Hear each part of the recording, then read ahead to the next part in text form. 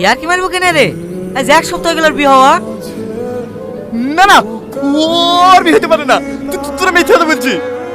আমার কথা বিশ্বাস না হলে ও জামাই ভাবে আসছে, ওকে জিজ্ঞেস কর। ভাবি, সালমান বলে বিয়ে হয়ে গেছে। কি হলো ভাবি? চুপ করি কেন? ওর সবাই মিথ্যে কথা বলছে, তাই না ভাবি?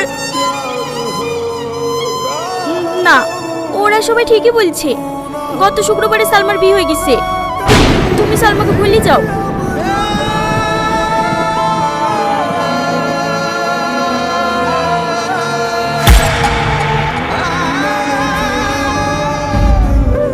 এটা তোমার স্বামী সালমা? হ্যাঁ।